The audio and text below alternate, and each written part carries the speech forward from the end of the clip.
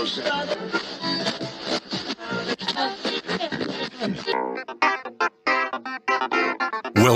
to the John Freakin' Muir Pod. Lace up those boots and sling on the pack for a romp through trails, short and long.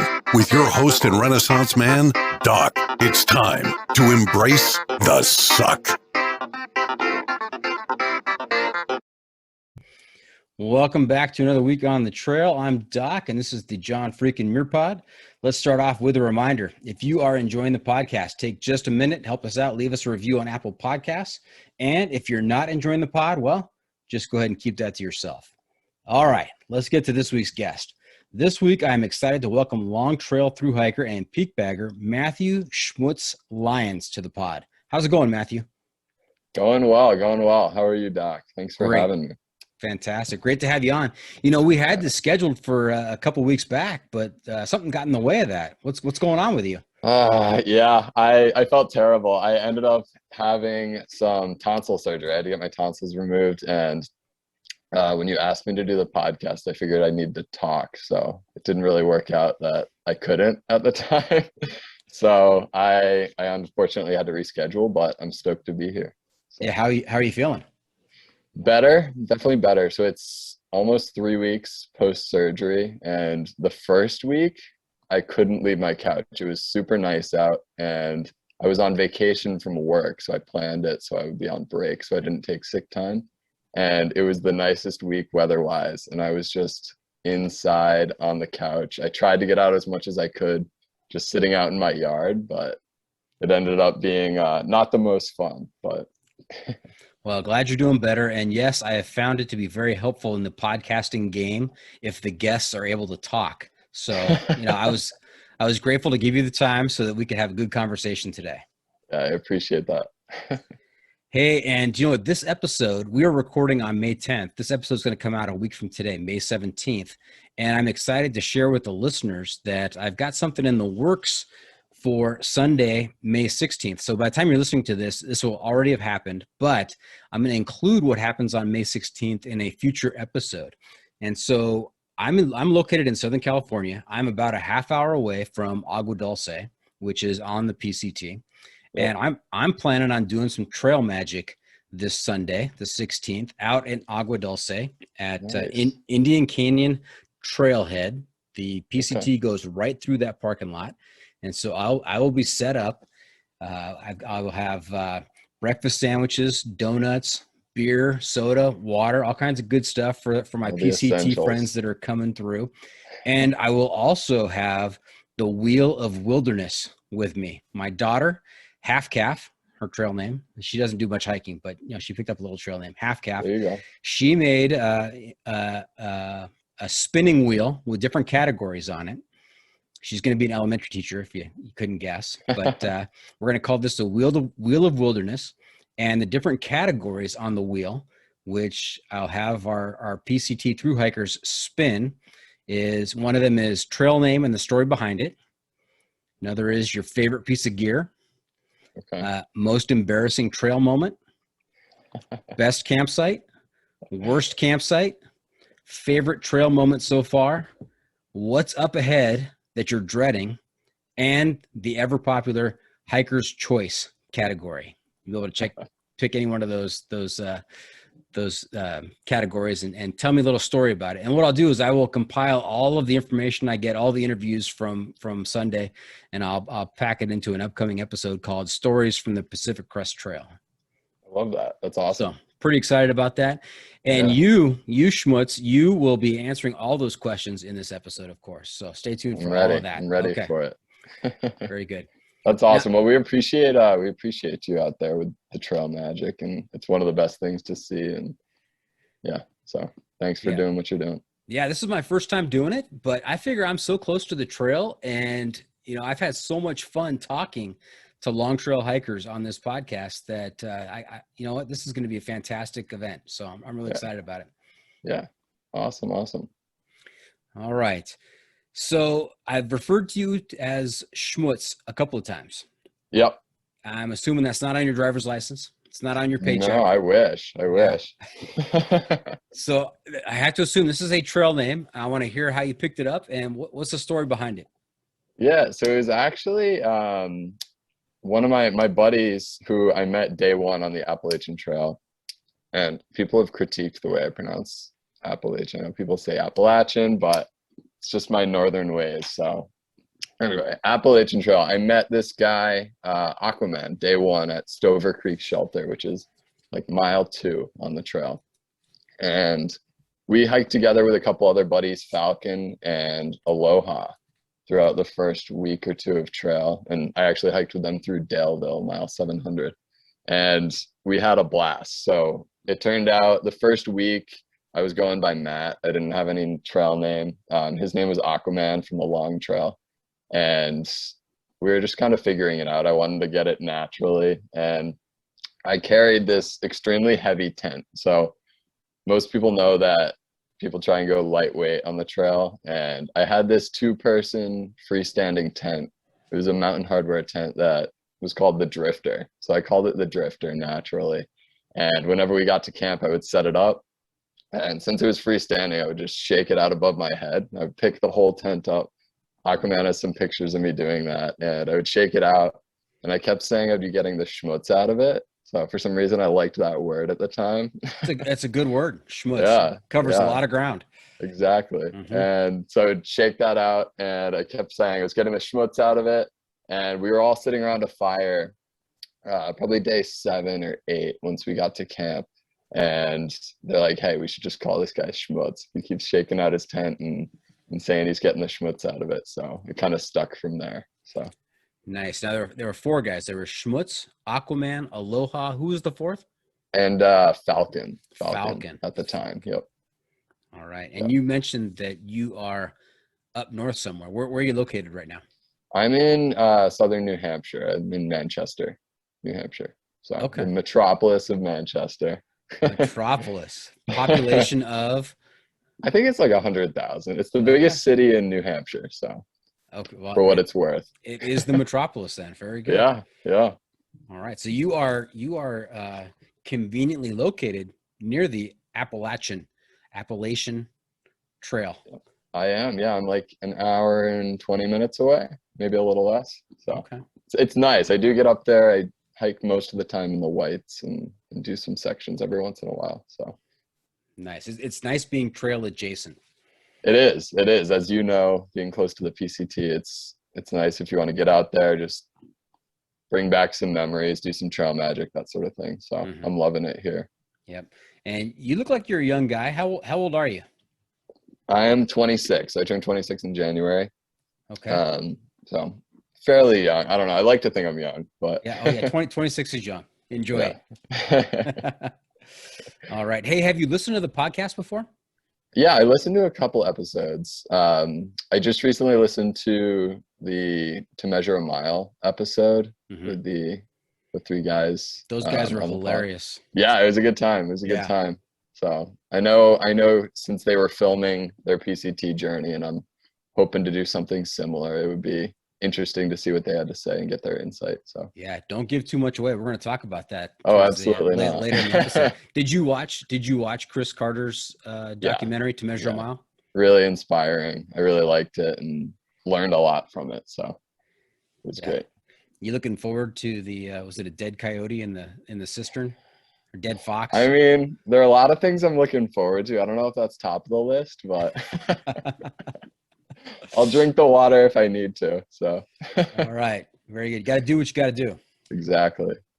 Yeah. The only reason I ask if you've listened to the podcast is I want to make sure that you're aware of the pro tip insight of the week. That's a regular segment. I'll turn to you towards the end of the episode and ask you for your pro tip where you can share, a bit of trail wisdom with our listeners to make their next outdoor adventure even better. Perfect. I'm ready for it. Okay. Very good. Very good. Hey, another feature we've been doing this season is the must bring gear review. And here's how it works. If you were to let a stranger pack your bag with pretty much generic gear for a multi-day hike, what is the one specific piece of gear you would insist on being packed? And if you've got a particular brand for that piece of gear, even better. So Schmutz, what do you think? What's your must bring piece of gear? Ooh, Um, One thing I would say I need to bring is, let's think about this one a little bit.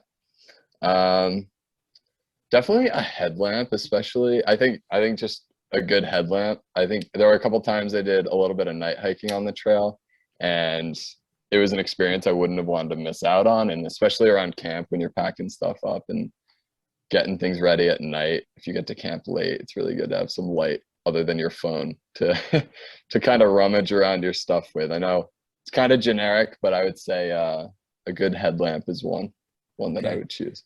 Do you have a favorite brand for that? I used Petzl on the trail. I recently changed to a black diamond. I'm going to try for the my upcoming hikes. So Okay. And yeah. tell us about night hiking, because some of our listeners might be thinking, night hiking, why would you hike during the night? You'd miss all the sights, but it's a different experience. It is, yeah. And I primarily did it when I was doing like sunrises, more so in the mornings. I know on the PCT it happens quite a bit more if you're going to the desert and you want to avoid the heat. But on the AT, we did quite a few sunrises. Aquaman was notorious for dragging everyone up the mountains in the morning to catch the sunrise, which I don't regret one bit. But we would usually wake up well before the sun and do some night hiking then and catch like a really cool view from the peaks. So Nice. yeah. Very good. All right. And what was your kit like on the Appalachian Trail? How much did it weigh? What was your base weight? It's changed quite a bit. I'd say my base weight, I'll start by saying this. When I left Amicalola in Georgia, which is the start, my total pack weight with food and water was like 38 pounds. It's pretty heavy. I'd say my base weight was probably 18 pounds, like nothing too light, but I've definitely changed quite a bit in my kit since then. So a lot of upgrades and trial and error, but Okay. And I know you've got a southbound PCT hike planned for this summer. I do. What's your base weight now? What are you going into that with? Base weight's right around 11 pounds, so 10 or 11 pounds. And I've definitely cut down quite a bit. I've changed a lot of things, new pack, new quilt, new tent. So a lot has changed, and I'm excited to kind of announce some of that gear and what that gear list looks like pretty soon. And I'm happy to talk about it if you have any. Okay. Yeah, let's talk about the questions. highlights. What are the big changes from the AT pack to the PCT pack? So I carried an Osprey, which great pack all around. I really liked how comfortable it was and how well it carried weight. Used the 50-liter Atmos Osprey on the AT. Mm-hmm. And I switched over to a Hyperlight for the PCT. I know it's becoming pretty common along the trail, especially on the PCT, and I really like the way it carries so far. I've taken it on some overnights, but I haven't gotten any like real mileage on it, so I'm curious to see how it plays out. But Yeah, so that's already like 2 pounds off there. So the Hyperlight, that's frameless, right? And so it's not built for heavy loads. It's got some like small rods in the back panel, but for the most part, it's much more minimalistic than the Osprey. So, And so doing 35 pounds in the Hyperlight would not be recommended, but if you're doing 11 pounds, that's ideal. Yeah. So what I mainly switched a lot of my other gear before I switched over to the Hyperlight, because I know I wouldn't want to be carrying that weight with that type of pack. So I made sure I had the gear to support it first. But yeah, I'm excited to give it a go. And what were some of the other changes? You said quilt. You went to a quilt instead of a sleeping Yeah, bag? so I used a mummy bag on the AT, and I'm switching over to a quilt for the PCT. I actually went down. I had a 20-degree mummy on the AT. I'm going to a 10-degree. I'm going to try out a 10-degree at least for the start. And I'm using an Enlightened Equipment quilt, an Enigma. Mm-hmm. And we're going to see how that goes. I do still have my mummy bag, so once I get to like Oregon, Northern California, if it's super hot, I might have that shipped out. But we'll see how it goes. I'm doing that as well. I know that's kind of a big change. People talk about quilts for sleeping bags, and I don't know. We'll see how it goes. Uh-huh. I'm a side sleeper, so I always found the sleeping bags constricting, and I went to a quilt, not 10 degrees, but I went to a quilt, and I sleep a lot better. Yeah. that just gave me an idea for my my pro tip. Okay, very good. Better write it So down. yeah, yeah. All right, and how about your tent? Are you doing a tent, or do you do a tarp? What's that look like? Yeah, so I had mentioned I carried the really heavy two-person tent on the AT. I actually am sticking with the two-person. I love having the space of a two-person tent, and I didn't really want to go to like a tarp setup. I don't know. I kind of like having the enclosed space, especially with bugs and all that. So I'm actually going with a tarp tent. So a two-person tarp tent, which I'm excited about. It's a DCF tent, which I haven't used on any long trails yet. So a lot of new gear. I have tested them out. I've done some trial trips with them, and I'm excited to see how they hold up. But yeah, so I'm going with a tarp tent two-person, double rainbow. All right, impressive. Yeah. Now, the brands and the models you're throwing out there, the tarp tent, the Hyperlight, the Enlightened Equipment quilt, those are not inexpensive items. I know, and that's one thing that's kind of I've had to make some sacrifices and budget quite a bit over the last couple of years, but I figured it's something I'd use a lot, and it's something that's going to be my home for months on end, so it's kind of worth the expense in my opinion. Yeah. So for some of our listeners out there who are thinking, you know what, I need to get lighter. I need to make a change in in the equipment that I'm taking, and just those big three: the tent, the quilt, and the I'm sorry, what's the last one? The pack. The pack. Pack, yeah. Yeah. What is that price tag roughly for those three? Quite a bit. For the three together, probably like 12 or 1300, which is not cheap. But it's something I did look for deals. If there were any discounts, I waited to see if those came up, and so it's helped quite a bit. But you just got to be patient, and there are other options. Don't feel like you have to go out there and spend that money. However, it is good quality, which I'm looking forward to using and getting out there with. So yeah. And what was your buying strategy? Did you go to a major retailer, or were you looking online? How did that work? mainly online. A lot of the time when I was looking was during the pandemic too. So a lot of businesses were doing like online sales and stuff like that, especially third-party websites. But some of the cottage companies don't really distribute through third parties. So you do have to look for their own sales that happen every once in a while. But you can find some deals. Okay. And the question I always like to ask of my folks who have gone from heavy to ultralight, Sure. how serious are you about ultralight? How many holes do you have drilled in your toothbrush to get rid of the grams?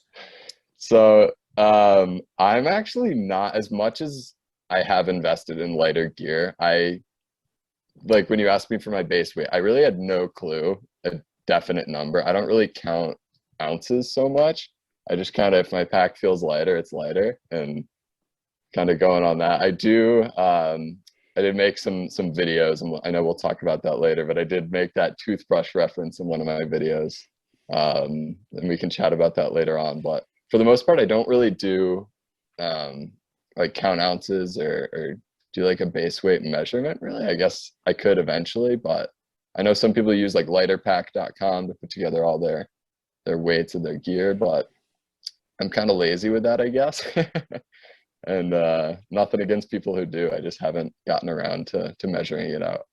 So yeah, it's a special breed of ultralighters out there who drill holes in their toothbrush and cut off all the excess straps on their pack. Get rid of every little bit of weight. All power to them. It's true. Weight is a big deal out there. Yep. All right. Hey, before we get too far down the trail, let's back up a little bit. Let's talk about your background, where you grew up, what kinds of hobbies and sports you played growing up, and how did you get involved in the thru hiking cult? So I was never really huge into hiking. I know when my family used to do like annual camping trips, and we stopped probably 5 years ago, once we all grew up and went on to do our separate things. And whenever we went camping, we would go on like a day hike of some sort. And I remember my dad always saying that I was always one to just kind of run ahead. So I was always ahead of the pack and just trying to get from point A to point B. but I never was truly like fascinated with the outdoors or hiking or anything like that until probably end of high school into early college, which was, I'd say, like 8 years ago, 8 years ago now. So, but yeah, we did go camping. My dad was um, very adventurous. He did a bunch of bike tours, rode his bike across the country a couple times, and always tried to get us outdoors and interested in adventure and that sort of thing. But once we went on a camping trip to the White Mountains, and we camped right near Mount Washington. And I remember doing a little bit of research and realizing that Mount Washington was the highest point in New England, highest point in the Northeast. And that really got me interested in kind of almost high pointing or like peak bagging, that sort of thing. Mm-hmm. And once we went on that hike, it kind of clicked. One of my goals was to hike the 7 summits and hike all these larger peaks. And I ended up applying for summer jobs, working up in the Whites, doing backpacking and just getting out in the woods. So it all happened rather quick. And I got this job at a traditional summer camp in northern New Hampshire. And I ended up being like a backpacking guide for kids 12 to 15, and worked my way up to assistant director of their outdoor program and worked there for about 6 years. And really grew to like backpacking, met a ton of AT through hikers, and kind of went from there. And here we are. And here we are. The rest is history. Very good. You mentioned the 7 summits. Tell me about that. Yeah, and it was a brief period where I was eyeing like Mount Kilimanjaro in Africa, just something to start with, something a little bit more moderate relative to the other peaks. But I kind of made that my mental goal, and it's still kind of in my mind a little bit about maybe wanting to do that someday. But I think just setting that goal really got me going in the hiking world and wanting to do more and more and more. So that was kind of a brief period. I kind of lost track of it, but I vividly remember thinking about that and then saying, okay, I kind of want to get outside a little bit more. So yeah, 7 summits. That's pretty serious stuff. Oh yeah, don't get me wrong. I went on a overnight in the Adirondacks with my dad, and we met this guy who's actually a doctor from upstate New York who had finished the 7 summits, and he ended up giving me his business card. And at the time I was running the outdoor club at my college, and we ended up inviting him down to speak to anyone at the school who wanted to come about his travels and climbing Everest and whatnot. So that also played a role in that inspiration. So nice. I'm gonna have to get his name from you. yeah, it was Manoj Vora, Manoj Vora, last name. All right, I'll look him up. Really cool guy. All right. We had earlier this season, we had Andrew Alexander King on the podcast, and he was doing the 7 summits as well as the 7 highest volcanic peaks on each continent. Really? Yeah. So I'm gonna have to give that one a listen. Yeah. He's in the middle of that. Okay. He talks about the first mountain that he climbed was his escape from Detroit as a kid and getting out of that environment. And so he got out of Detroit, settled in with his grandparents in Hawaii, and set this goal for himself. And he's currently in the middle of it. So pretty exciting stuff. And then I also had the chance to talk to Eric Larson, who is the only human being to ever be at the North Pole, the South Pole, and the top of Everest in one calendar year. No way. So pretty impressive. You've had some cool people on here. That's awesome. You know what? Also like I pale in comparison. I've also had Schmutz on the podcast. So the quality is right there. Sounds like an interesting guy. I don't know. Oh, just you wait. Just you wait. Hey, I also love to hear about the moment where our long trail hikers first realize that there is something out there like the Appalachian Trail or the Pacific Crest Trail. The first moment they realize that there is a trail that spans thousands of miles that you can walk from one end to the other. Do you remember that moment in your life when you heard about the AT? Yeah, and I remember it kind of all happened when I got that job at the camp leading trips. So when I was first applying, in the interview, one of the staffing directors was saying, yeah, we're located right near the Appalachian Trail. I don't know if you know, it runs from Maine to Georgia. and a lot of our trips are on that trail. And I was like, wow, that's interesting. I can't believe that there's a trail that goes that far. And one of my first trips working there, I was doing Franconia Ridge, which is a really beautiful section along the trail in the Whites. And I was with probably 6 or 7 14-year-olds. And we were taking a snack break up on Little Haystack, which is the first peak up there. And we ran into this guy who had this like crazy beard. And I remember the girls commenting, he smells really bad. Like, why does this guy smell so bad? And I was like, oh, he's probably hiking the trail. Let's chat with him. And it ended up, his trail name was Ghost. And apparently he was called Ghost because everyone would run into him and then they'd never see him again, because either he was doing big miles or he would solo camp. And he told us all about the AT, and I really started to think about it at that time, and the fact that people actually hike it. And that continuously happened throughout my experience there. I ran into so many people who were through hiking, and we would stay at the campsites in the Whites with them and just like pick their brain. And over time, I just kind of grew to really want to hike that trail. And there was one other staff member at the camp who through hiked it in 2017 and was an awesome resource for me when I was planning my trip. I ended up talking with him and realized that, wow, I know someone who's done this. It's something I could probably do too. And here we are. So. And so when did you start having those conversations? Was it 2018 when you started talking to that team member? Yeah, so it was shortly after his hike. I remember seeing his posts on Facebook that he was planning his trip. I reached out to him. I'm like, man, this is so cool. Good luck. Hope everything goes well. And then when I kind of got the idea to do it, I reached back out to him, and we talked a little bit more, ended up meeting up, chatting about it. And it was just awesome to have somebody to talk to and figure things out with before I hopped on trail. So. And did you do the AT? Did you start out solo, or did you have a group of friends that said, hey, this is a good idea, let's do this? Yeah, I started solo, but I was solo for probably an hour. And then I ran into those 3 at Stover Creek, which was mile 2. My parents flew down to Amicalola. They hiked Springer with me, and then I took off. Really emotional. I'm like, I'm just walking into the woods alone, and I'm going to be here for the next 5 months. I was like, what am I getting myself into? And then I rolled up, and Aloha, Aquaman, and Falcon were like, what's up? And we hiked the first like 700 miles together, and it was awesome.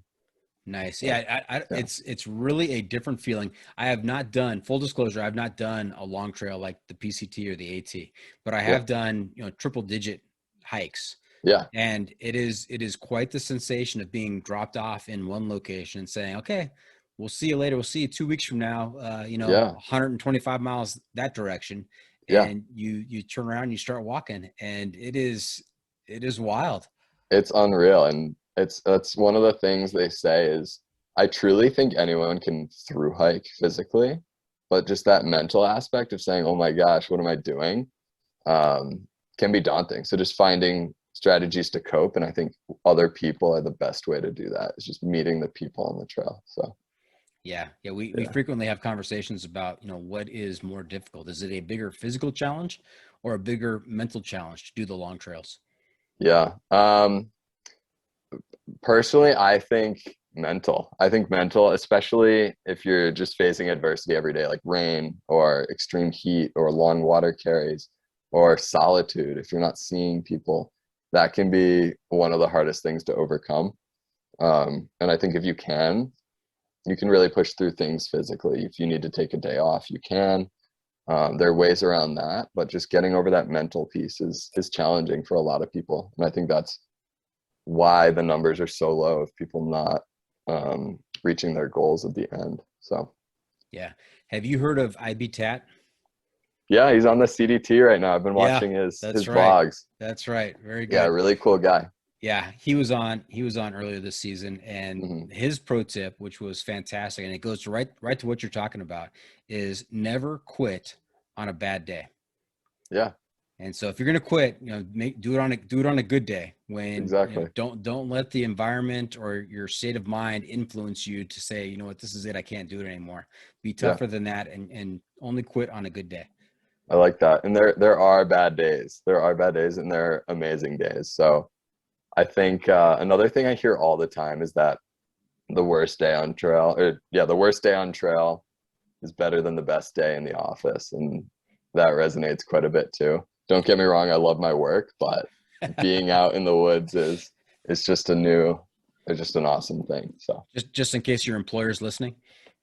yeah, exactly. Very good. Love you guys. Yeah. My biggest fan is my mom. She's a frequent listener. She listens to every episode, and now she's hooked watching IB Tat's YouTube videos from the CDT. Oh, he gives such a unique perspective. It's crazy. Yeah, I reached out the other day and DM'd him on Instagram and told him that my mom was watching his YouTube videos and just loves him. And he got back to me and said, yeah, it's fun for the whole family. What a guy. Yeah. All right. Hey, we're going to take a quick break. When we come back, we're going to get down into the nitty gritty of your 2019 AT hike. So stay tuned for that. We'll be right back. All right. Welcome back. We're talking to Schmutz.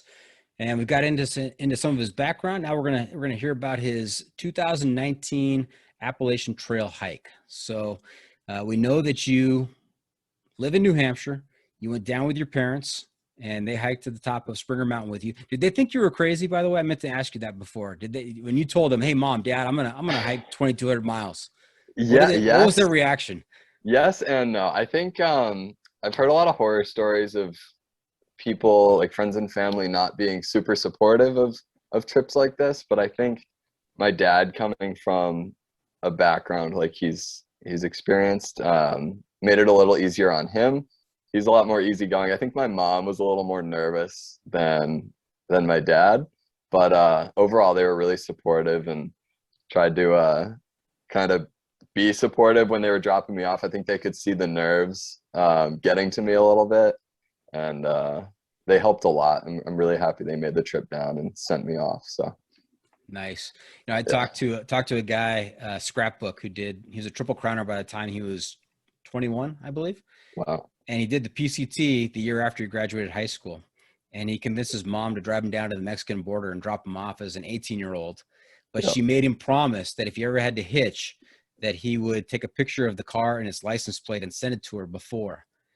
And he got his first hitch on the PCT, and he got into the car and he goes, "Oh, wait a second, my mom, I got to do this for my mom. I hope you don't mind." And he got out, he took a picture of the license plate and texted it to his mom. And, it was a great family dynamic that the mom was that concerned and that he was that respectful of her wishes and would do something like that. But I like that. I like that. Really fun.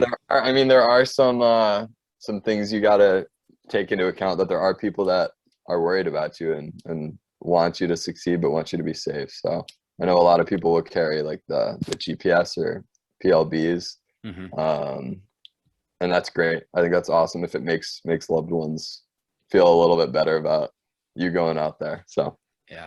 So what was your start date for the AT? March 10th.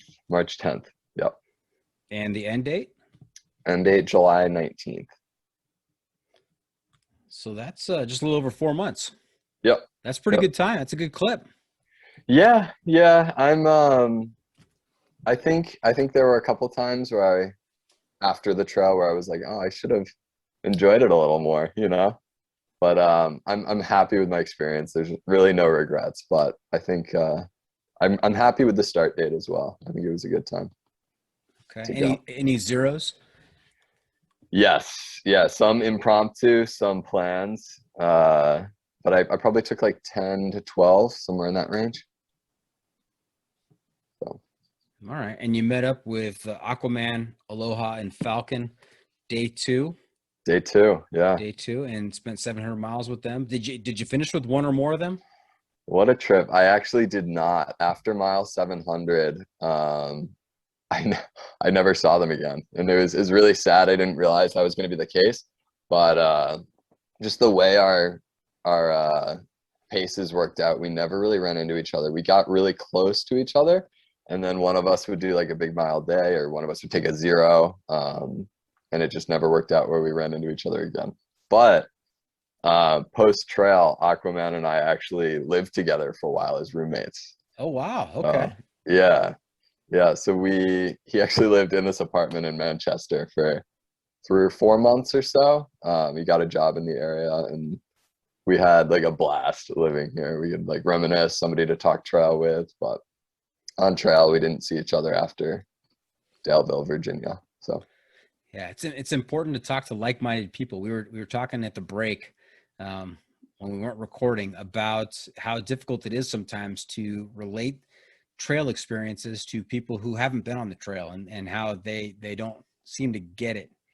yeah, it's tough because it's an experience that kind of defines part of your life, and you bring it up to some friends and family, or they're like, oh, sounds like a cool hike, and and I'm like, it was more than that, but it was a cool hike at the same time. So it's definitely a tricky situation, but totally understandable. It's an experience that you don't really get unless you're in it. So Mm-hmm. Has it gotten to the point in your life like mine where I show up to a family function, a party, and they see me come in through the door and people immediately avert their eyes and go to different parts of the house? I don't know if it's This into guy's that going to talk trail at me now. like, oh, I'm leaving now. Yeah. No, it hasn't gotten to that point, but Okay. I think my family's just a little too nice. They don't know when to tell me to stop. So Now, was the AT what you expected it to be? Not having done a long trail before, you have a certain preconceived notion of what it might be like. Did it live up to that, or was it totally different? yes and no. In the fact that it's just a really long hike. I knew going into it that it was going to be a long, long time, but at the same time, I think it went by so much quicker than I thought it would. Um, I think just every day is different. One of the things I tell people all the time is that when I go out for a hike, it's either like an out and back or a loop trail. And I think one of the things that really kept me going was the fact that I'm hiking from point A to point B, and every day is going to be something different. That was one of the most eye-opening things. I didn't really put that together before the trail. And then the people. I know it's cliche, but the people were incredible. I didn't realize how close I would get to some of them. So More than just the three, or did you yeah, meet some other folks as well? yeah, so many people. I know. I hiked on and off with a bunch of different people. I think that core 3 at the beginning were the ones that I hiked the most with. But I made some awesome connections out there. People I still talk with. I don't know if Julia Sheehan. She does a lot of YouTube videos on the AT. She hiked in 2019 as well. I hiked with her and her crew for a little while. Met some people who are now on the PCT. What was Julia's trail name? Rocket Rocket was her trail name. Yeah. Ah. And she'll have to explain that. I think she explained it in some videos, but I don't want to spoil that for her. Yeah, so really cool people. I really didn't meet one person where I was like, oh, I don't really vibe with you. It was all like-minded people who want to just get out there and experience it. So one of the best things I've ever done. Mm-hmm. Yeah. Now, the PCT and the AT, very different trails. Yeah, from what I've heard. Yeah, the AT, there are shelters every 20 miles or so? Less than that, like 7 or 8 miles, I'd say. Really? Okay. Yeah, very frequent. Uh-huh. And did you spend a lot of time in the shelters, or were you out in a tent somewhere? I tried, whenever it was raining, I tried to get in a shelter. But sometimes if they're full or there just weren't any at like an ideal mileage, I would set up the drifter and post up in the tent. But I did utilize the shelters quite a bit. So okay. There was one night where the shelter may have saved my life. So I'll have to tell you about that. I'm all ears. Let's hear it. So there was one night in Virginia, I think it was called like the Chatfield Shelter. And I was hiking with Recap. There's another person who joined our crew. Recap, Falcon, Aloha, and Aquaman was not with us at the time. And Recap, Aloha, and I were in the shelter. And Falcon was out hammocking. So he's a hammock camper. And this night happened to be one of the worst storms on trail. So crazy thunder, high gusts, high wind gusts, and a ton of rain. And Falcon had set up his hammock right outside the shelter, and we went to bed. We got to camp late. We went to bed. It was probably 9 o'clock, and this massive gust of wind came through, and we heard this cracking, and all of a sudden just a crash, the loudest bang I've ever heard in my entire life. And all of a sudden we heard this faint help coming from outside the shelter. So I jumped up. This other hiker named Marco Polo, who is, I think, from Ecuador, jumped up as well, put our headlamps on, key piece of gear. I remember telling you about that. And we ran outside, and Falcon was pinned underneath a pine tree with his hammock. The hammock that he had set up, or the tree he had set up his hammock on, had fully uprooted because of the heavy rain. And we had tested it before. It seemed healthy. It was alive and seemed sturdy. And that night it just crashed down. Fortunately, he was okay. A branch was poking right here between his shoulder and his head. And his tarp that he had over his hammock was completely shredded. So we had to push the tree off of him and kind of pull out all his stuff. And he ended up crashing in the shelter that night.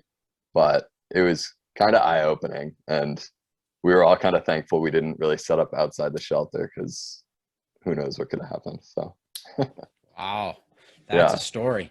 Yeah, it was scary. I wrote about it in my journal, and I go back and read it every once in a while. I'm like, there's no way that actually happened.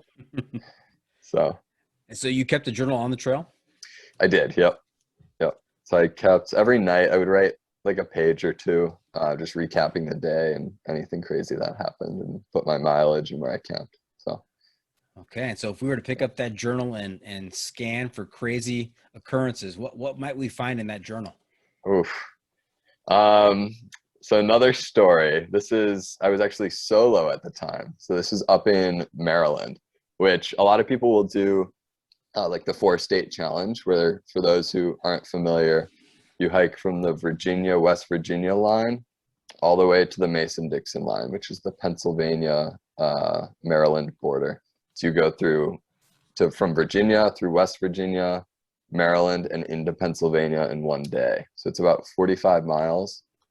And I did not do that. I was solo hiking at the time. There were a couple spots in Maryland that I wanted to check out. So I kind of wanted to take my time, go to Harper's Ferry. And I was camping at this place called Annapolis Rocks in Maryland. Really cool view. I stayed out there for the sunset, and I set up my tent in one of the designated spots. So it was kind of like a designated campground there.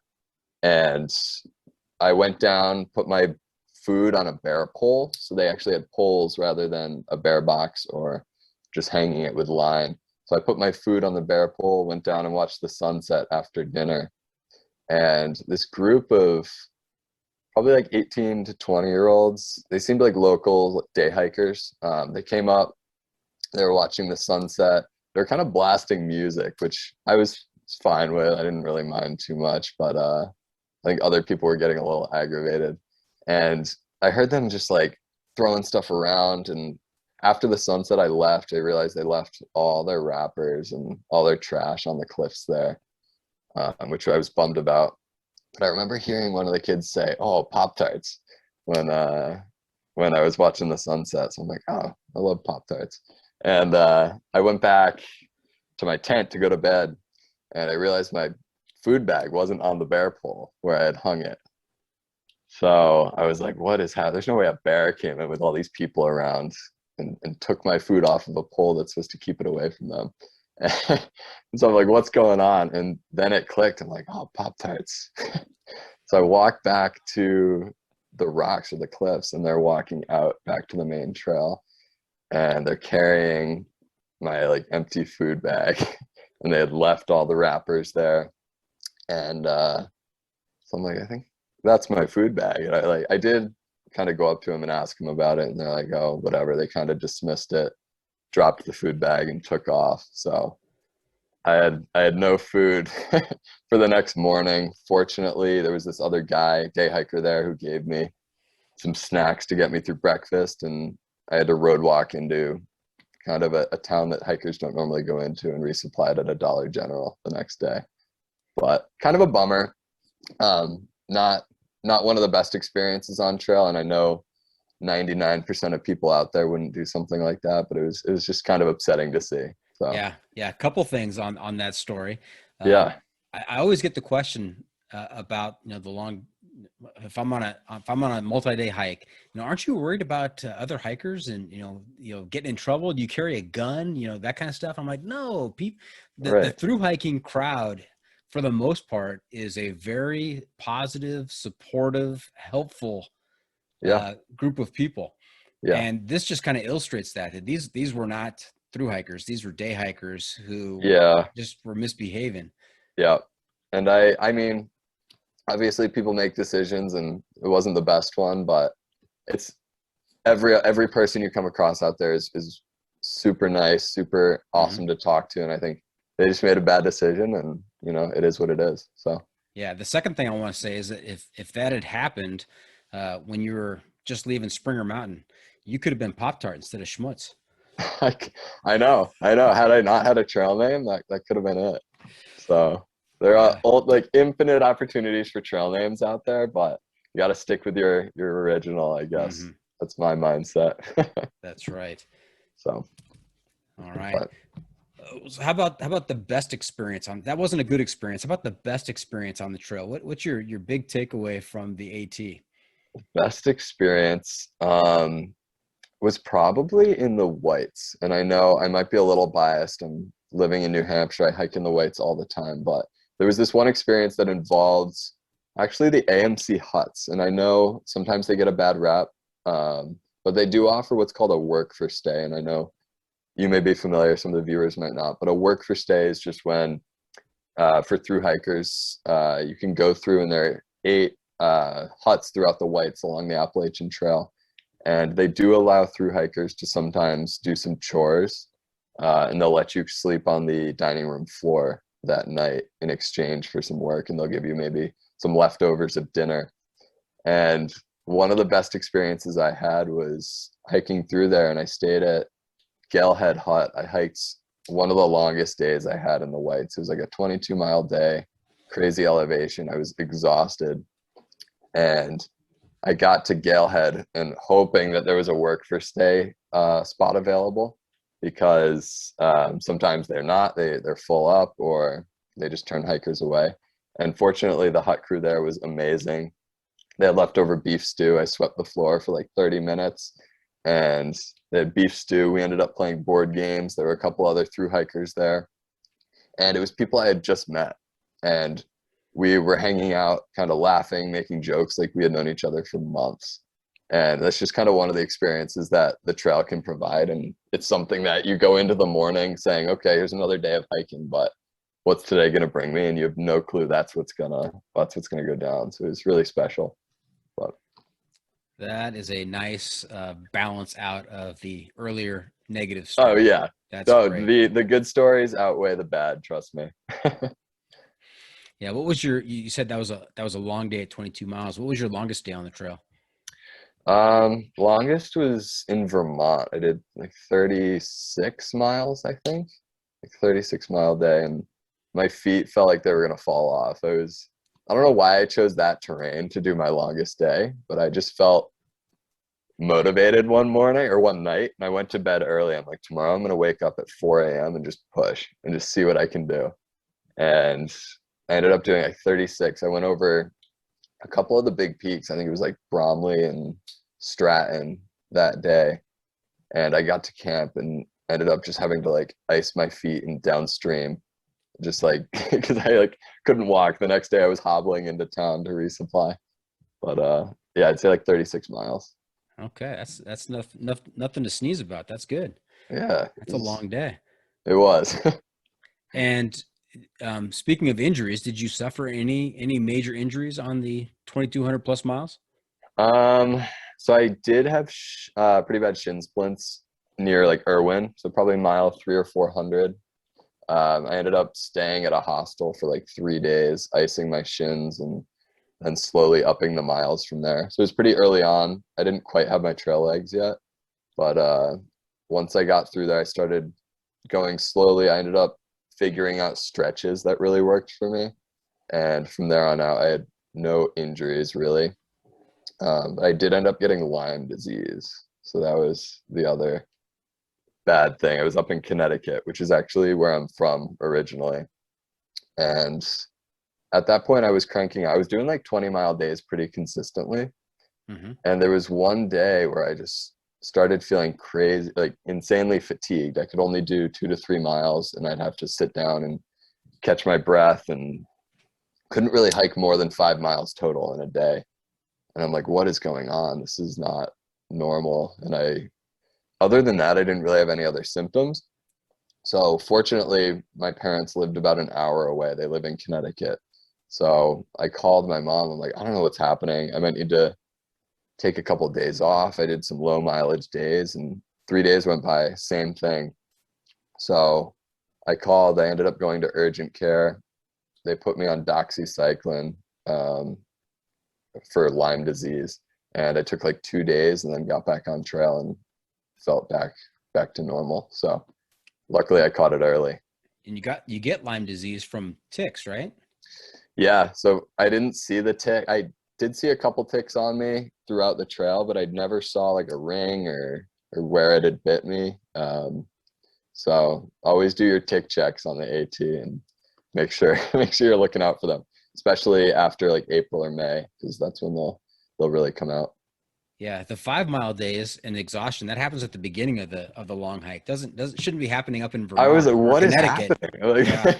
yeah, I was super confused, and I was pretty stoked to get to Connecticut, and then that happened. It kind of put a damper on it, but it was still a good experience, the home state. What would before I ask this question, take us to the end of the hike, Mount Katahdin. What was that final day like? I know there's probably a lot of emotions that ran through you, the whole time you've been looking forward to something ahead of you, and in short order it's gonna be over with. It's gonna be done. And so how did that play out in your mind? Yeah, I once I hit Monson, which is like the last resupply before the 100-mile, and then Katahdin, I was coordinating because I actually had 2 friends from home who were going to meet me and hike Katahdin and then drive me back to Connecticut. So I coordinated with them. I didn't really have a ton of service. There was like one spot in the 100-mile wilderness where I did. So I was like 3 days out from Baxter, which is the state park where Katahdin is. And I called my friend. It was like really patchy service. I'm like, I'll be at this point at Katahdin Stream Campground at like 6 a.m. on this day. And fortunately, I made it there at that time. I spent the night at the Thru Hikers campsite at the campground just before Katahdin. And they drove in right when I said they were the first car there. It was like a 7-hour drive from Connecticut. And just seeing familiar faces then was one of the coolest things. And that combined with the end of the trail was amazing. It was just such a cool feeling. We hiked the peak together, and getting to the top, I was not really as emotional as I thought I would be. I've seen all these videos of people being really emotional, and that's sort of what I anticipated. But getting up there, I feel like I was expecting this just grand finale, like fireworks and just excitement and all this. But at the end of the day, it was another mountain and a sign. And I'm like, wow, that's it. It's over. Don't get me wrong. I was happy. My friends were there to help celebrate, and it was just a really happy time, but it wasn't what I expected. So it left me wanting more. Let's just say that. Okay. And hence that's why we're doing the PCT, right? Yep. Okay. Now, if Schmutz at Mount Katahdin could whisper into the ear of Schmutz heading up Springer Mountain, what would he tell him? Take your time. I know we talked about how it was like a little over 4 months that I hiked the trail. And after, there were some times where I'm like, wow, I wish I kind of just like sat back, took a nap, sat at a view for a little longer, because when I got to the end, I'm like, oh, I want more. This is it. So I'd probably tell him to to enjoy it. Take your time. Unless you need to be somewhere at a certain point, don't push it. Just kind of enjoy. If you need to take a zero, take a zero. If you're with people you like hiking with, hike with them. So that's sort of what I would say. Yeah. That is almost a metaphor for life, isn't it? That we I'd say start. so. I'm gonna get metaphysical here for a little bit. Let's hear it. Let's hear it. You know, we all start at Springer Mountain, right? In our lives, we're born, and Yeah. we all finish at Katahdin. And learning to live in the moment and appreciate what you have when you have it, I think, is one of the most difficult skills to acquire, because you're always, as a kid, you're always looking forward to when I can drive, when I can go to college, what is my career going to be, when am I going to get married. You're always looking forward, and at some point in your life, you start looking backward. The good old days, and I remember when, and this and that, and very rarely do we stay in the moment. And so I think your advice is a perfect example of that. Enjoy what you have when you have it. Yeah. And I think just moving forward, that's going to be my mindset on any future hikes. Just live in it. If you're with people then you're having a good time, why rush it, Mm-hmm. So okay. Yeah. Before we move on from the AT, any other things you want to share? Not really. Okay. I think it We was just covered a it. great experience. Yeah. Good. All right. Hey, before we go to break, let's talk a little bit about the New Hampshire 4,000 footers. Is that an experience that you've had or a goal you have? It is. Yeah. And I have kind of been inching to the finish line on those, because there are the 48 4,000 footers in the whites, and a lot of people, it's a really big accomplishment to finish those 48. And I've had it in my mind. I'm at 43 right now. And I've just kind of been working slowly adding more and more. But I think with my job at the summer camp where I was leading trips, I got a lot of them checked off. And I think since then, it's just kind of been a little bit slower. So I'm trying to get out there and do a little bit more, but at the same time, again, enjoy it. Because the ones I have left are maybe not the most exciting, but so sometimes I feel like, I want to go up to the whites and really get a good view, but some of the ones I have left might not have a view. So I'm kind of prioritizing enjoying the hike over just checking a box. So we'll get there. We'll finish the 48 soon. Very good. What would you say to maybe some West Coast or Midwest people who live, near the Sierras or in the Rockies, and say 4,000 feet? Come on, that's not too tall. I mean, yeah. I mean, I think a mountain's a mountain. I'm not going to discount the difficulty of the whites just because their elevation. They are very difficult, especially they're known for their just boulders along the trail. You're walking up boulders rather than a level path. But again, yeah, you don't get that high elevation. You might not have less oxygen at the top. But you do start at a lower elevation. So the prominence, I guess, is a little bit similar, and people don't tend to realize that. So yeah, I don't know. I think a hike's a hike, and I would hike a 14er just as much as I would want to hike a 4,000 footer. So yeah. It's a great point about the starting point. I mean, if you're hiking a 14er and the trailhead starts at 9,000 feet, well, that's not much different than 4,000. It starts at zero, right? So yeah, I mean, each hike's different though. So you might have a 14er that's insanely technical, and you might have a 4,000 footer that's a little bit easier. So I don't think you can really compare the two. I think they're just different. Right, and not a lot of switchbacks on the AT. Is it the same for the 4,000? 4,000 footers in New Hampshire? Not at all. So the whites and the AT in general are just notorious for going up, up. That's another point in their favor. I mean, not having switchbacks, as much as I complain about switchbacks, I mean, they do you a favor by zigzagging up the mountain instead of going straight up. Yeah, there's one point, sorry to go back to the AT. There's one point on the AT after Mahoosic Notch, which is known as one of the hardest miles on the trail. It's in southern Maine.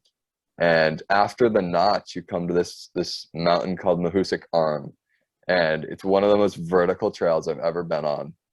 And I'm like, would it kill them to put a switchback on here? Because I'm literally I'm climbing. This is like an actual, probably like a 5-4 climb, rock climbing route. And just looking at it, I'm like, this is insane. So They are notorious for just going straight up, which is sometimes frustrating.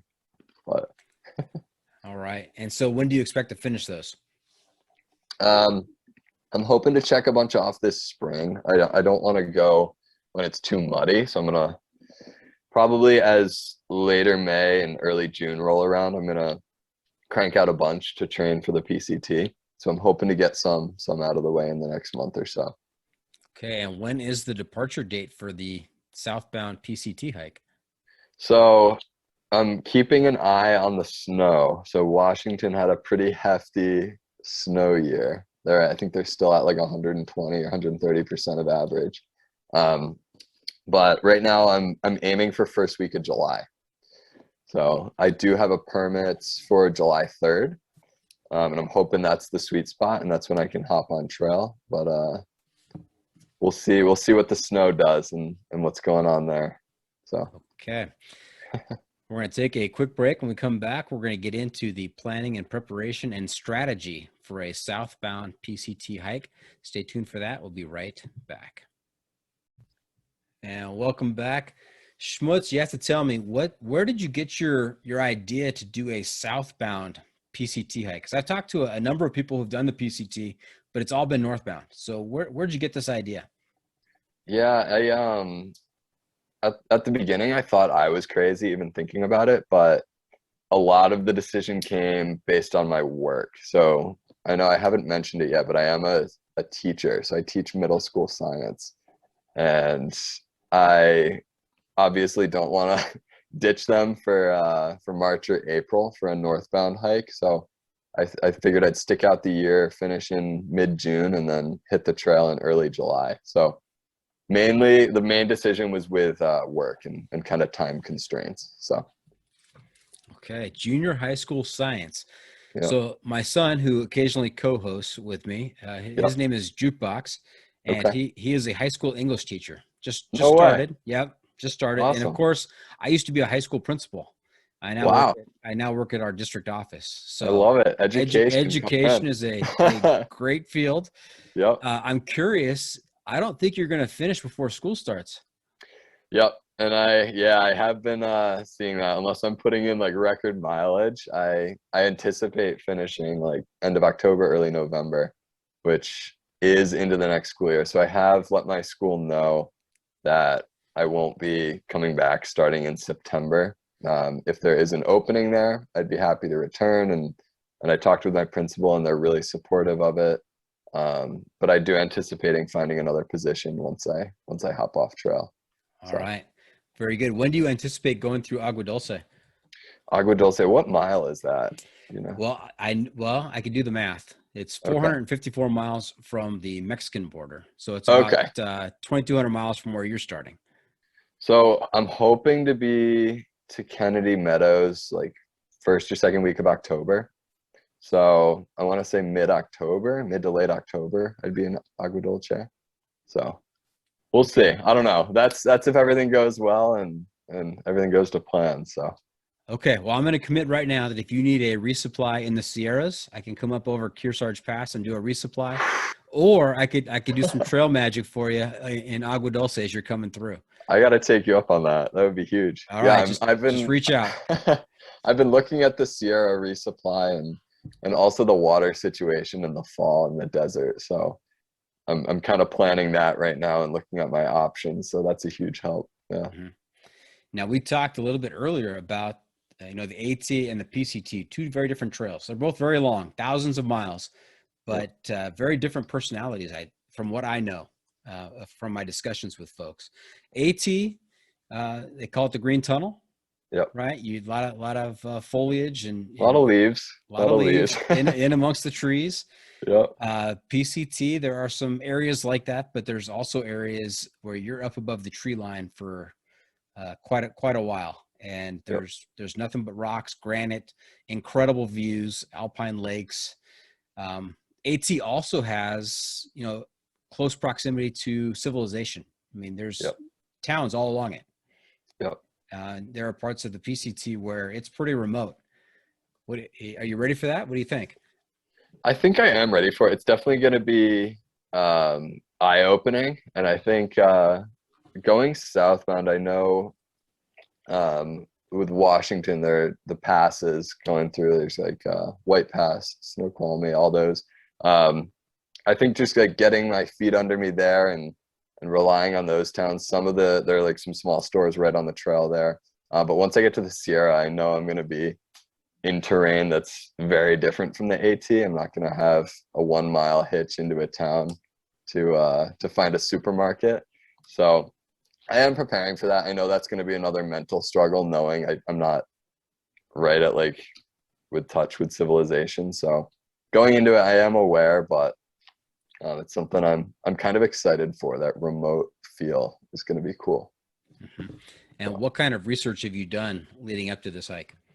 I've looked at resupply, where I'm probably going to end up shipping a couple boxes. I do like resupplying as I go. I don't necessarily like relying on boxes. My family sent me 1 box on the AT, but otherwise I resupplied on trail. So I did figure out the stops where supplies are limited, and I'm probably going to send boxes to a couple places, but for the most part, my resupply strategy will be resupply as I go if I can. So now I know you watched To Measure a Mile. Were there any other YouTube channels or videos or even blogs out there that you found very valuable? yeah, so I've been looking at a lot of the surveys. I know there's a website, Halfway Anywhere, does some PCT surveys. I know most of their info is biased to Northbounders, but I did get a lot of resupply info from there. Yeah, Mac from Halfway Anywhere, the creator of Halfway Anywhere, he was also, like Schmutz, he was a guest on the John freaking Muir pod. So nice, yeah. He seems like a cool guy. I like his style of writing. I think it's hilarious. He's a funny guy. Yeah. So he's been a really cool resource. I did watch. I don't know if you've seen Meow Hikes. He's a YouTuber who's been releasing episodes from his Southbound PCT hike. I think it was 2019 he hiked it, and he's been putting out footage from those hikes on YouTube recently. So I've been keeping up with that. And there are a couple other Southbound guides online, like websites that are everything SOBO. So those have been really helpful as well. But for the most part, a lot of the info is Northbound related or kind of geared toward Nobos. So right. And were you able to convince Aquaman, Aloha, Falcon, or Recap to join you in this adventure? Unfortunately, no. So Aloha was actually finishing up school, so I know he has another semester of school. Aquaman, I know, has plans for some trails, but I think he wants to do like the Arizona Trail or the PCT Nobo and kind of link a couple trails together. He's really athletic, really talented hiker, and gets out there and puts in big miles. And he has a really big plan, and I don't really want to infringe on that. But I know if he were to come out for a section, I'm sure he'd be happy to do that. Yeah, we talked to Jeff Garmeyer, who goes by Legend, who did the Great Western Loop. Yep. Which is I just saw he finished 7,000 miles. Yeah, that's insane. Yeah. Insane. I know. I actually follow him. He just finished an ultra. The 250. The Cocodona. Yeah, that guy's an animal. Yeah. Insanely impressive. Yeah. He was so fun to talk to. Yeah. He was saying, I was just watching his Instagram stories. He was like hallucinating towards the end of that trip or that ultra. So that's something I kind of want to get into is trail running at some point. I think it'd be a good thing to do when I'm not on a long trail. I can get out there and just run. And so yeah, he did the Great Western Loop. He did the Cocodona 250, and before he did the Cocodona, he did the Barkley Marathons. Wow, that's cool. His first time at the Barkley, and I've yet to get a lot of detail out of him about.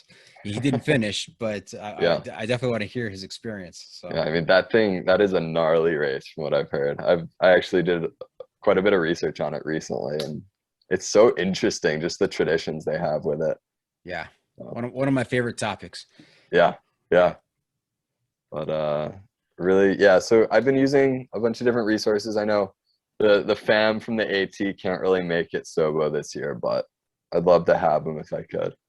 Okay. So I know mom and dad flew you down to Springer Mountain and did a little Yep. bit of a hike with you. Are they going to do the same thing on the PCT?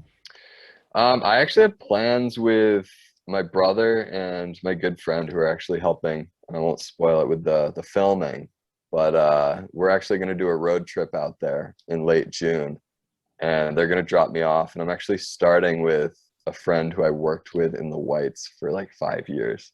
He's based out in Washington, and we're gonna start the trail together, which is unique for me. Nice. And you mentioned filming. There is an associated documentary project with this hike, is there not? There is. So it's called SOBO, and I know we could not too creative, but we are going to be filming. My brother and my good friend are really talented filmmakers. They have a lot of experience with it, and they approached me about a project of filming a long distance hike, and we've been doing a lot of pre-production stuff. We launched a website. We have some social media going on, and our plan is to kind of film it. They won't be hiking the trail with me. I am going to get some camera equipment and do sort of a raw experience type shoot for the trail. But the plan is to film the journey. So It means the base weight's going to go up. I know. But again, it's if it feels heavy, it feels heavy. But I'm just going to get a lightweight camera and get some SD cards and a charger, and very minimal. I'm not going with a big camera. So Okay. Don't weigh the pack beforehand either. Just put it yeah, on and go. I'm just gonna throw my scale out the window before I leave. Ignorance is bliss sometimes. Very good. So where'd you come up with the idea for the documentary project? Yeah, so my buddy Liam, who's one of the co-directors of the film, is again a filmmaker. I've kind of roped him into some of my hiking trips and brought him up to the Whites last fall, and we did some overnights. And he saw my experience on the AT, and we talked about my journaling and some of my Instagram stories. And he approached me and said, "What if we filmed your journey and kind of documented it and made a film about it?" I was like, "That'd be super cool." So when he heard I got a permit and I was planning on doing the trail, things kind of fell into place. So. All right. And any ideas about the scope of the project? How long do you think this is going to be in terms of minutes for the documentary? Yeah, we haven't really put a definite number on it. I'm depending on the footage I capture and the kind of the message we're putting across with it. Anywhere from 45 minutes to 90 minutes, so somewhere in that range. But we do plan on launching it on YouTube and maybe entering some festivals depending on how it turns out. So we haven't really planned the after. We got to get it filmed first and just kind of see where it goes. We don't have any really scope of a definite duration of it. So okay. And a lot of narration from you on the trail, a lot of post-production narration. What do you think? Yeah, so the cool thing is with John, who I'm hiking with, who lives in Washington, is one of the funniest people I've ever met. And he actually plans on bringing a camera as well. So one thing I did learn from watching the To Measure a Mile doc is that I think something he said was none of the shots were planned. He kind of just filmed the experience as it happened. And that's sort of kind of my goal as well. I want to document our journey and any jokes that happen or funny things that happen. I just want to get like raw footage of that and figure it out after in the editing and post-production. So I don't really have a plan of narration. Obviously, if there's something big happening, I'll do like a vlog style if I need to, but I really also want to get the people on the trail and show what the interactions with other hikers are like. So very good. So I'm looking forward to that. You'll have to keep in touch with the podcast here so we can promote that as well. Yeah, absolutely. Okay. What are the numbers of Southbound hikers on the PCT each year? Do you know? I don't know like a definite number annually, like a total number. I know for permitting, they give out over like a month and a half period, they give out 15 permits per day. That's for a through hike PCTA permit. Obviously, some people self-permit along the trail, so they can get individual permits for each forest or park that they walk through. but I want to say percentage wise, it's somewhere around 5 to 10% of through hikers go southbound. So whatever that adds up to, I'm not entirely sure. Okay. And then once you've got the PCT under your belt, you got to do the CDT, right? Triple Crown? Yeah. I mean, come on. I don't want to have a crown with 2 prongs. I got to get that third one. So, yeah, I don't have any plans for it. Obviously, budgeting and work are going to play a role in that, but maybe the 2-year gap between is going to hold true for the CDT as well. So who knows? I'm just kind of guessing at this point, but the CDT, it is on my radar. Okay. And the big question, of course, will be northbound or southbound? Because you've done one of each I now. know. By Maybe that I'll have to time. do a flip-flop. Oh, nice. No, I'm not sure. I'd probably go northbound on the CDT, but that all depends on timing with work and what I can do with time off. So okay. yep. Now, I've been looking forward to talking to you for a number of reasons. One of which is this next topic, which is your TikTok hiking content. My daughter, who I mentioned earlier, half calf, she's been all Yep. over me about, Yep. Dad, you needed to get some hiking TikTok content put together. And I'm like, what do you mean? What's going on? So I understand that you have some experience with TikTok hiking content. Yeah, and it's kind of unexpected experience, I guess. I originally, like, it was probably last, I guess I've been on the app for a long time, but I didn't really start putting out content until last September or so. So it's been 7-8 months. But I ended up putting a video out. I normally just watch videos and scroll kind of endlessly on there, more than I should. Go down the TikTok rabbit hole. I know. And I was like, oh, this is kind of cool. I'm not really seeing a ton of hiking stuff. And this was probably over a year ago now. So the school year had just started, and I, for some reason, just decided to throw together a montage of some clips from the AT. And I put together like whatever it was, like a 30-second video, and posted it on TikTok. And it kind of took off. It kind of blew up. I think it got like 50,000 likes and like 400,000 views. And people were commenting like, oh, what was it like? Asking so many questions about through hiking. And I realized there was kind of a gap in TikTok, and that community wasn't really established at the time. So I started posting videos answering people's questions and showing my gear and talking about routines on the trail. And then it sort of shifted to more of a comedic style. So I did more satire videos, voiceovers. There are audio tracks on TikTok where you can do like a voiceover and stick to trends. And I just geared all my videos toward hiking, and slowly started gathering a small following on there. So it's been weird, but not expected. And what is a small following on TikTok? I think just that first video, I gained like 2,000 followers on there. And I was like, what is happening? I guess people are interested in this. And since then, I think I'm at like 42,000 now. So it's kind of gone up quite a bit. And I'm hoping to kind of incorporate that into the PCT, but I know I'm also filming the documentary, so I don't want to really be on my phone or technology the entire hike. I really want to experience it for what it is. So I'm trying to figure out a balance of what on trail is going to look like in terms of that. So Schmutz, can you help me out with my foray into TikTok? Can you put out a little John freaking Muirpod promotional TikTok out to your viewers? Yeah, when we you should make an account, and we'll do we could even do a live together and talk about things, and I can post like a little video once this is released. I'm totally cool doing that. Yeah. Done. We'll do it. Yeah. Excellent. Sweet. Very good. All right. Hey, we're coming back to the Wheel of Wilderness. We've already covered a couple of topics, but I want to take you through real quick some of the other topics on the wheel here. Let's do it. So we heard about trail name and the story behind it. We heard about the headlamp. I'm assuming that's one of your favorite pieces of gear. Yeah. How about most embarrassing trail moment? Oh man. Most embarrassing trail moment. Probably. Trying to think. So when I we went into Boone, North Carolina. Falcon had a house in Boone, and so we got off at Elk Park, I think right after the Roan Highlands.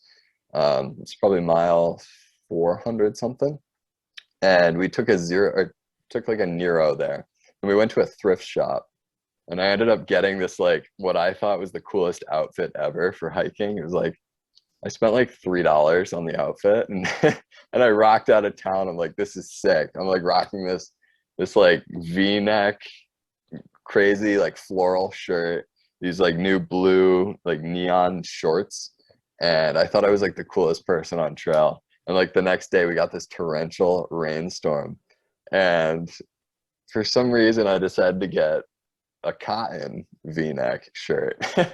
And so every day from that day forward was just me trying to dry out this shirt, and I could never wear it because it's just dripping wet the entire time. So fortunately I had like a synthetic shirt as a backup, so I would be wearing that, and I had this cotton shirt just like rocking on the back of my pack all day. People are like, what's that? I'm like, don't worry about it. So I'd say you were the coolest guy on trail till it started raining.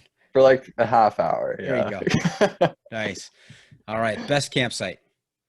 Best campsite, Round Balds, right after Carver Gap, in the Roan Highlands. We cowboy camped up there.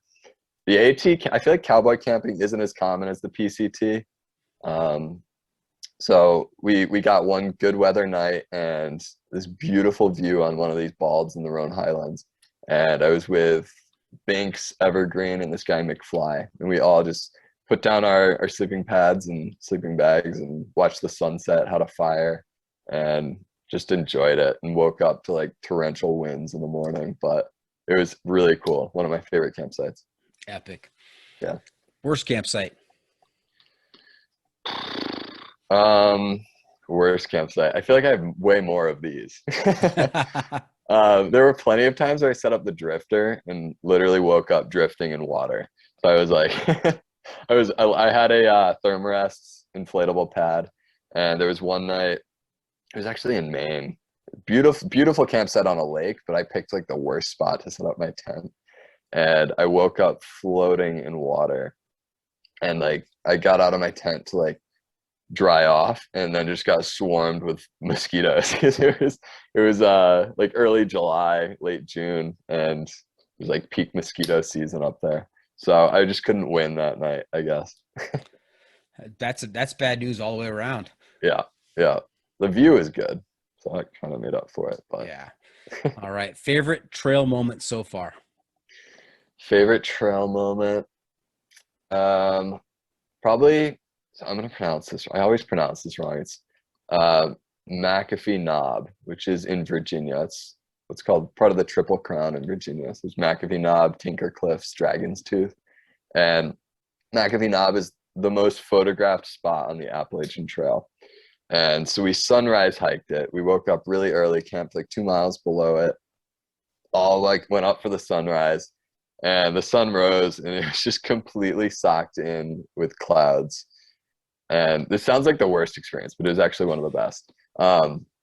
So we're like, okay, I'm not leaving until I have a view of this knob.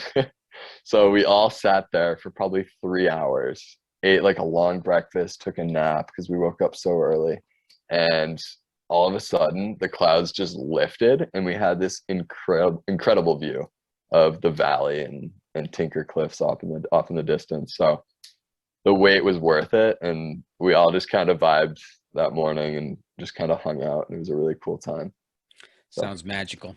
Yeah, very good. Yeah, it was good. And last one, think about the PCT. The question is, what's up ahead that you're dreading? What's up ahead? So you mean like in terms of my next through hike? Yeah. Yep. Okay. Probably. So I've heard, and you could probably reassure me on this, but I've heard with a southbound hike that the desert isn't the most climactic ending to a through hike after going through Washington, the Sierra. But I'm trying to find like a silver lining with it and just find something to look forward to with the desert. And I know there are some really cool spots with it, but I've heard that it's not the best ending to a through hike. So I'm trying to mentally prepare for that and kind of power through those 700 miles and find some good things about it. Yeah, So, you will absolutely find some good things about it, some epic things about it. cool. Each of the different parts of the PCT has its own personality. The desert, the Sierras, Oregon, Washington, Yep. all very different personalities. The desert, though, is a magical place, and it's not what you're thinking. It's not just a barren desert. It's not like the Sahara. I mean, there is a lot of cool places in the desert. In fact, Barney Scout Mann in his book Journeys North described some of that desert as having sky islands. You actually you will have a sense in the desert and end up, thousands upon thousands of feet higher than the desert in certain places, looking down, and it's just incredible. So I think you're in for a surprise. Yeah, and I've heard there are some really cool peaks in the desert. Some actual, I've been seeing some Northbounders posting, and they do seem to be having a really good time and finding those cool spots there. So I think I'm just kind of taking all the negatives I've heard and manifesting those in my mind. Yeah. So it's good to hear there are some really cool spots. Yeah. Yep. All right. Hey, Schmutz, you know where we are? Is it time? It's time. Pro tip inside of the week. What do you have for us? I've been waiting. So one thing that happened on the AT for me was weight loss. So I know it happens to a lot of hikers, but I did lose a lot of weight. I lost like 30 pounds on the trail. Some people, like my friends who met me at Katahdin, said I looked like a different person when I finished. And one thing that happened when I lost weight. Hang on a second. 30 pounds. How much did you weigh when you started? Like 170. I was 140 when I finished. Wow, that's drastic. And I'm 6'2", so I looked very thin. Yeah. Okay. All right. Yeah. So I finished, and one thing that happened on the trail as I lost weight is my hip belt on my pack stopped fitting properly. So it ended up being too bad. I like maxed out the straps on there. I couldn't tighten it anymore. So I'm like, am I going to need to get a new pack? Like, how's this going to work? So I ended up, do you know those Thermarest sit pads? Mm-hmm. Yep. So for those that don't know, it's like a closed cell mat, but it's like a 1 foot by 1 foot insulated like pad that you can sit on if the ground's wet, or put stuff on or whatever you need to. And I found like 6 uses for that sit pad. So I'm going to give you a couple of uses for those who have the pad. And if you don't have it, you can find it pretty cheap online. So it is one of the more affordable pieces of gear. And it's pretty light. It is light. I think it's like 6 ounces maybe. Mm-hmm. If you count ounces, I guess. Oh, yeah. I don't know what I was thinking with that. I don't know. But one thing I did use, if your hip belt is getting loose, I folded the sit pad in half and I would tuck it between my waist and the backpack. And so that kind of allowed me to get some more space in there so I could tighten my backpack a little more so it's not riding on my shoulders. So I actually rocked that, and you can see my pictures of the AT. I have the sit pad like wedged between there. So that actually really helped for those who have an oversized pack and you don't want to invest in a new one. But another use I found for it was when you're camping, if you have an inflatable pad and you're a side sleeper like you, Doc, mm-hmm. and you're bottoming out, sleeping on your side, like your hips hitting the ground, especially a cold night, you can tuck that pad, the sit pad, underneath your inflatable. So wherever your hip is hitting, 1, it's more padding, and 2, you're more insulated. So you're not going to lose as much body heat. So those are 2 uses I really found for that pad, other than sitting and having it as like a kitchen when I'm cooking. So that is a unique and great pro tip. Thank you very much, Schmutz. You got it. Yeah. All right. So there you have it. That's it. This bonus episode for season 2 is in the books. Hope our listeners enjoyed our time with Schmutz. I want to thank him for joining us this week. Schmutz, how can our listeners keep up with you on social media, and where can they find updates on your latest adventures? So all of my handles, so Instagram, TikTok, I'm Matt's Lion. So it's Matt Lyons, but the S is after the A, or the Matt. So at Matt's Lion. We also have, for the documentary, we have at SOBO Doc, and TikTok is at SOBO Documentary. And our website is sobodoc.com. So you can find us in all those places, but I'm going to be posting updates from the trail, and I'm stoked to keep you guys updated. Fantastic. Yeah. Remember to check out the pod on social media as well. We're on Facebook, YouTube, Instagram, and Twitter. And if you have comments or clips you want to share, you can send it to me at johnfreakinmuir@gmail.com. Schmutz, I'm also looking to you to share a recommendation for a book, a movie, documentary, or a website or YouTube channel that will help our listeners keep connected to outdoor adventures. We're calling this our Outdoor Adventure Media Recommendation. What do you have for us? Sure. I want to shout out my friend Julia. I think she puts together some really good videos. So Okay. Julia Sheehan on YouTube. She's on Instagram as well. We hiked together for a while on the AT, and she has some cool stuff. So you can check her out. All right. Very good. And before we wrap things up, I've got another segment that I'm calling "What Have I Not Asked You That You're Dying to Tell Me About?" That's just so I make sure that I don't miss anything. What my other hobbies are. Some other hobbies. Okay. So one of the when I'm not through hiking, I'm not the biggest winter hiker. So here in New Hampshire, when the winter comes around, I will get out. I'll snowshoe every once in a while and throw on the micro spikes, but I really like snowboarding. So getting out and hitting the slopes every once in a while. So any outdoor activity in the winter that I can find. So snowboarding has been my go-to. Yeah. All right. Very good. That's a wrap from the John Freakin' Muir studio. Any shout outs to friends and family, Schmutz? Mom and dad. Got to shout out mom and dad. So they brought me down to Georgia. So they've been really supportive, and can't thank them enough. So nice. Thank you Classic, for tuning right? in. That's right. Classic. Thank you for tuning in. Always remember, the trail is the trail. It doesn't care if you want to go downhill. It doesn't care if it's almost dark and you're looking for a campsite. The trail is the trail. Embrace the suck.